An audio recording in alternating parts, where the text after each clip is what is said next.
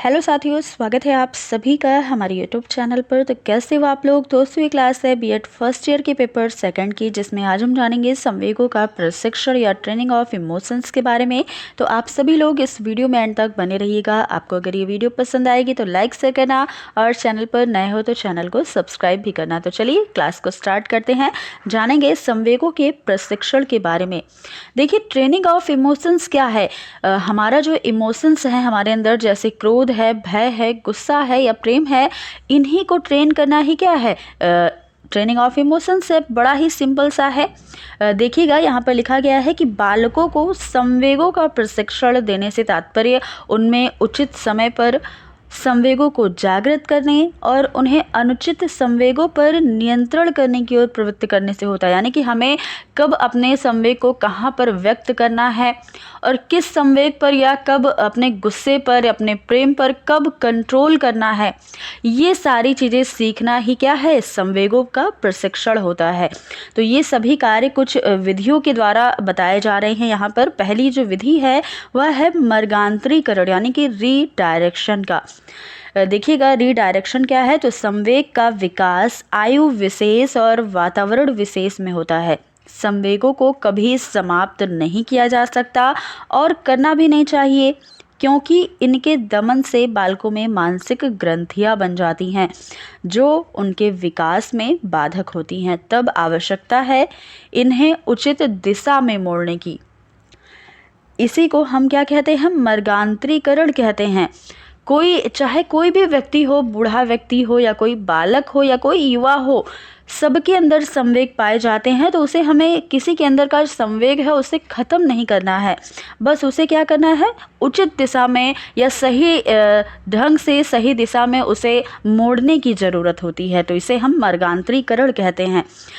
हम जानते हैं कि भय मनुष्य के विकास में बाधक होता है, और यदि हम इस व्यर्थ के भय को, जो हमारे अंदर का डर है, उसे हम ईश्वर के भय की ओर प्रवृत्त कर देते हैं तो वह उसे सद्मार्ग की ओर प्रवृत्त कर देता है।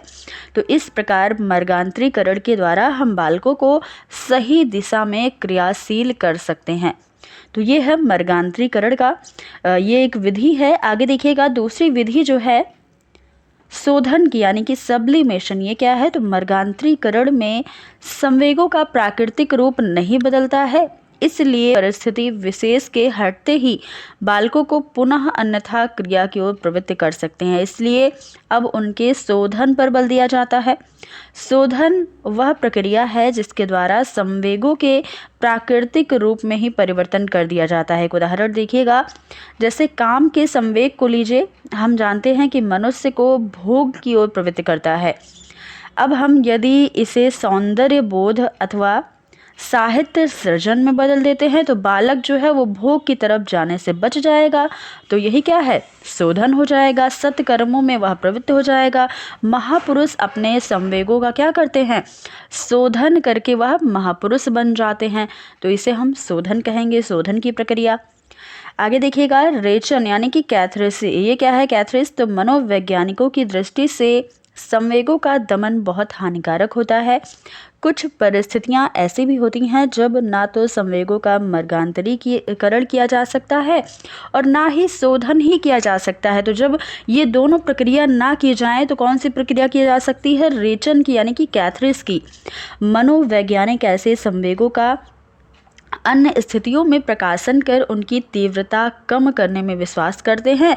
इसे ही रेचन कहा जाता है। एक उदाहरण देखिएगा, तो क्रोध के संवेग को अगर हम लेते हैं तो हम बालकों को खेल कूद में इस संवेग को प्रकट करने का अवसर दे करके उनकी सामान्य जीवन में तीव्रता को कम कर सकते हैं, और नाटक में क्रोधी पात्र की भूमिका देकर उसे बाहर भी निकाल सकते हैं। अगर उसके अंदर कोई मतलब मान लीजिए कोई बालक है जिसके अंदर बहुत अधिक गुस्सा है, वो व्यर्थ में अपना गुस्सा निकालता है, तो उसे क्या करना है? सही जगह पर उसका गुस्सा निकलवाना है जहाँ पर ज़रूरत है।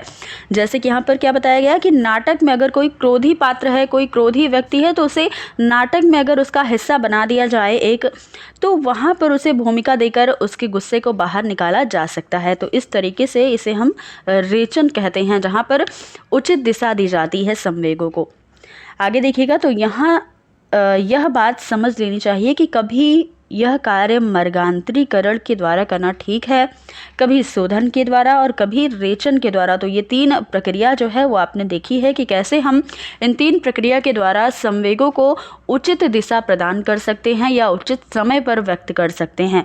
कभी कुछ अन्य प्रयास भी कारगर सिद्ध होते हैं। अध्यापकों को बालकों की आयु, उनकी प्रकृति और साथ ही उनके वातावरण और परिस्थितियां, इस सभी को ध्यान में रखकर उनके संवेगों को प्रशिक्षित करना चाहिए। अध्यापक और अभिभावक बालकों के संवेगात्मक विकास और प्रशिक्षण में महत्वपूर्ण योगदान कर सकते हैं, जैसे पाठ्य सहगामी क्रियाओं, नाटक, खेल, स्काउटिंग, भ्रमण, इन सभी के माध्यम से विद्यार्थियों का उचित ढंग से संवेगात्मक विकास और उन्हें प्रशिक्षण किया जा सकता है। तो कई तरीके से हमारे पास कई सारी प्रक्रिया है, जिनमें से आपने 3 प्रक्रिया देखी हैं जिससे हम बालक के संवेगों को उचित दिशा प्रदान कर सकते हैं। इसे हम संवेगों का प्रशिक्षण या ट्रेनिंग ऑफ इमोशंस कहते हैं। तो दोस्तों, ये थी आज की हमारी क्लास। अगर आपको ये क्लास पसंद आई तो आप इसे लाइक शेयर कीजिएगा और चैनल पर नए हो तो चैनल को सब्सक्राइब भी कर लीजिएगा। तो फिर मिलते हैं अगली क्लास में कुछ नए टॉपिक के साथ। तब तक के लिए धन्यवाद।